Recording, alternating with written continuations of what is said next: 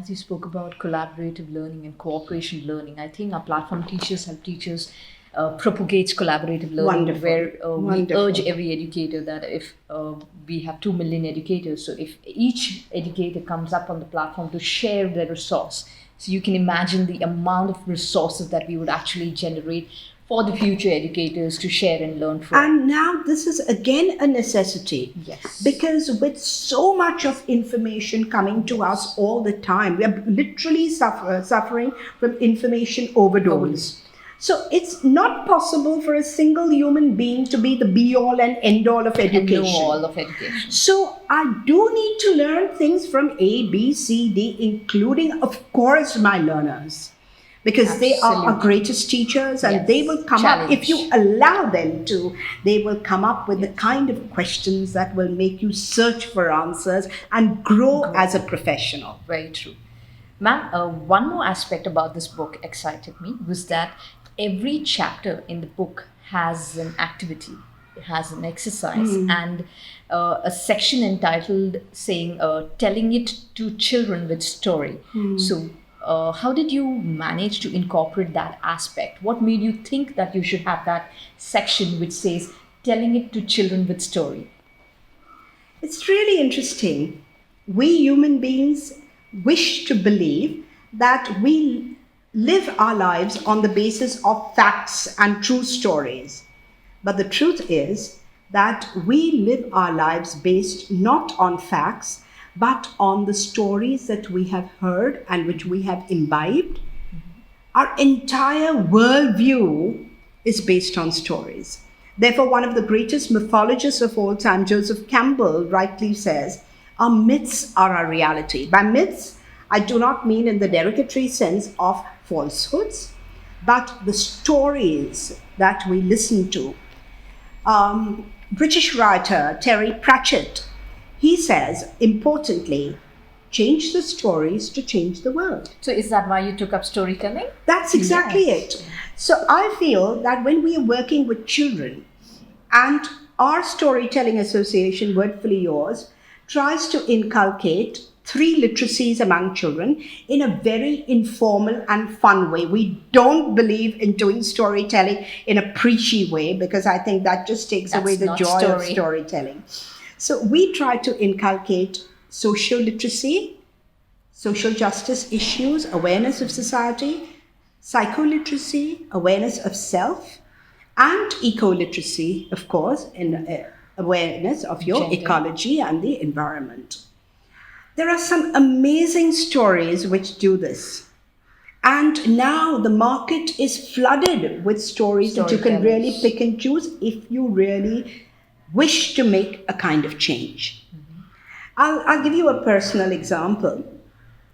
My little son was in Montessori school, and like most young mothers, I felt that stories, the traditional stories, are quite poisonous because they preach the wrong values. Morals. And yet I felt that if I don't tell him, somebody else will.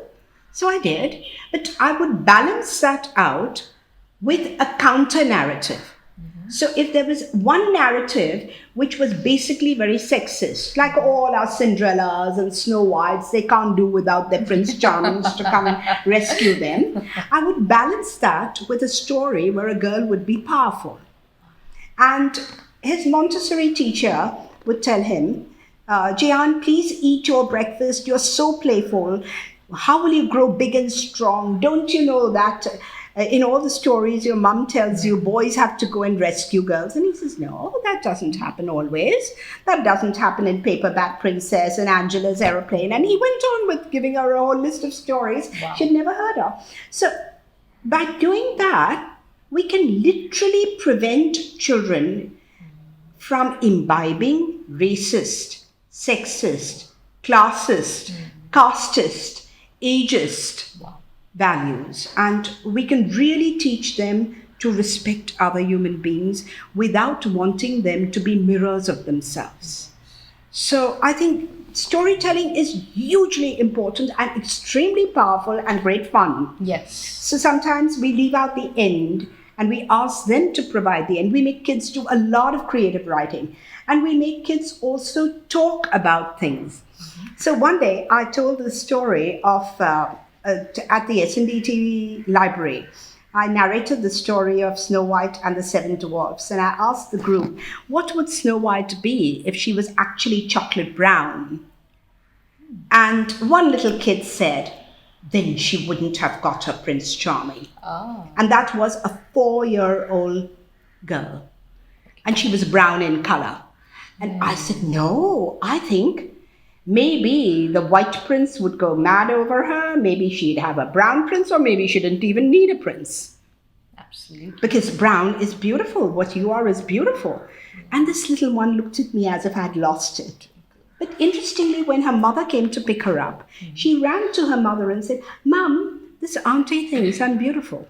Oh. Children are so amazing, and we pump them with the wrong values, and then we tell them, no, you have to attend value-based education and get it all right, which is only on paper again. Right. Because half the time you're teaching them, honesty is the best policy. Kid goes home, the phone rings, and the mother says, Beta bol de, main ghar mein nahi hoon. That's So much that's of very honesty. true. So much of Yes, honesty. conflict. So I think when children are really excited and left to talk about things, after a storytelling session, we have discussions with the kids. Such amazing things crop up. Yes. And children are thinking. Again, we are helping them with critical thinking. We're helping them with creative thinking. We're making them do what is called vertical thinking, horizontal thinking.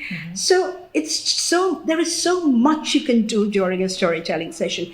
And therefore, the Steiner schools, they emphasize storytelling to such a great extent. Yes. And the same story over a period of time. Yes. And then what are your stories? What are your own stories? It's not that only some people are capable of writing stories. Even you are capable.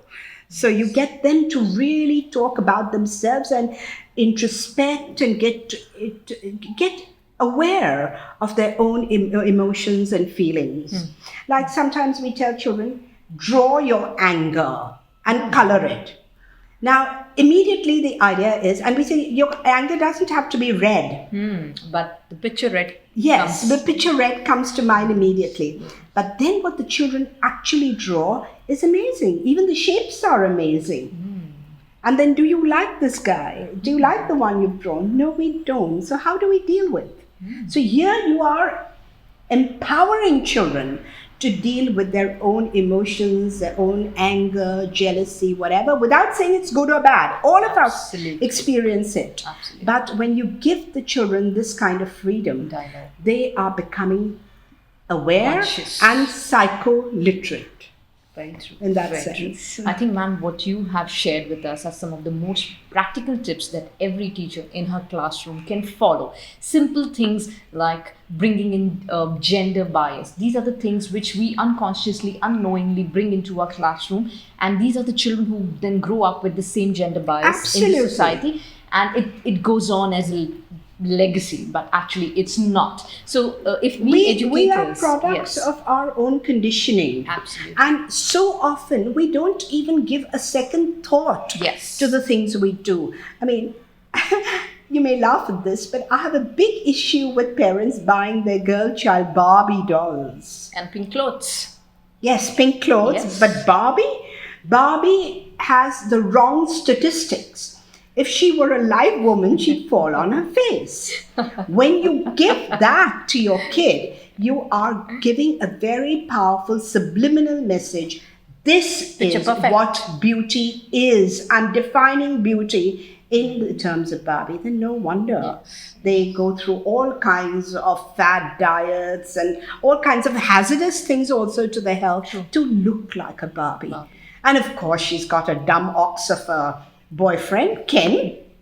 And how many parents feel delighted when they see their kids saying, I'm a Barbie girl in a Barbie world. No, I don't want you to be a Barbie. We don't I want want you to be a Barbies. thinking, Beautiful girl. beautiful person, and you're perfect the way you are. Absolutely, absolutely. I think that's the reason why in Waldorf schools, most of the puppets, not most, I would say all the puppets don't have facial expressions. Absolutely. And even the way they are stitched, there's no body structure. Absolutely. So I think Absolutely. that's how, because every child is taught to have develop their own identity and not be like a Barbie girl, or maybe Right. and And Barbie is, of course, Hulk just man. just one. Yes, of course. Yes. Now even Boys are getting boys Hulk have to toys, live by. yes. Yeah. I mean, why would you insist on giving your boy Superman, Spider-Man, Batman? Yes, Yeah. your cars, your trucks, and give girls dolls and tea sets and dinner sets. Why? What you are unconsciously doing is you are telling them these Gender. are your gender roles. Gender toys, gender And then roles. no wonder there is sexual politics in later life. Who is initiating this sexual politics? We, who are doing it unthinkingly. Right. I think this is a strong message that Dr. Coomi has set across, that if we are conscious adults ourselves, we can definitely tap on the gender bias that we unknowingly create, and make our children more confident of who they are, rather than defining the roles that they are supposed to do as set by the society. And gender is not the only criteria. Our brilliant poet Rabindranath Tagore talked about where the mind is without fear and the head is held high. He was always against the narrow domestic walls. The narrow domestic walls that we create on the basis of gender, race, color, caste, class, and being differently abled. And now, even obese children are regarded almost in the same category as differently abled. Yes. I mean, what they go through is not funny. It's just not funny. And even parents of children who are perpetuating this kind of violence are actually reinforcing those stereotypes. I think a lot of awareness has to come to adults first. Yes, a lot of awareness indeed is required to be able to sensitize everyone about these issues, and then pass it on to our children. That is why, Rakhi, I have always felt that while we are working with the teachers, we also need to work with the parents. Because we need to be on the same page. Absolutely. Otherwise, we are trying to instill one set of values in them and they're doing something totally contrary. Yes, yes. Yes, ma'am. Very rightly said, because I think it's all the stakeholders who need to be involved, and it's not the role of the school or the teacher to bring up the best, to instill the best into the child. It's equally the role of each and every one. Even I think I would also, for that matter, say that the helpers who are with the children at home are also equal stakeholders. Ma'am, if you could share with us your one of your favorite quotes that's close to you. There are a lot of favorite quotes, and I think 70% would come from literature. But I particularly tell myself this. This is a quote I use for myself. May what I do flow from me like a river, not forcing, not holding back, the way it is with children. Wow. This is from the Austrian poet Rilke, and I think it's very telling. I want things to flow through me, receiving and giving, receiving and giving. That's the way it should be. I am a steward. I understand my role as a steward in this scenario of the human race. I receive and I give. This is what I tell myself. Wow, it's a wonderful quote indeed. And I think it describes you aptly, because you go around the whole world sharing all the knowledge that you possess, while at the same time upgrading your skills yet. So I think you are a true example of an evolving learner and a lifelong learner. What would be your one message to educators across the globe? One message is, you don't have time. You don't have time, and therefore, seriously, let's get together and overhaul the educational system. Wow, fantastic. And for that, you need to log on to TeachersHelpTeachers.in to evolve education. And the last question, if not an educator, then what? Nothing. Yeah. So I like the way you said it, with emphasis, nothing. So it's indeed an honor for us at Teachers Help Teachers to be interviewing you and sharing your journey with more than 8,000 educators across Facebook, across India. And I think we as educators need to collaborate and learn from one another rather than holding on to the knowledge that we possess.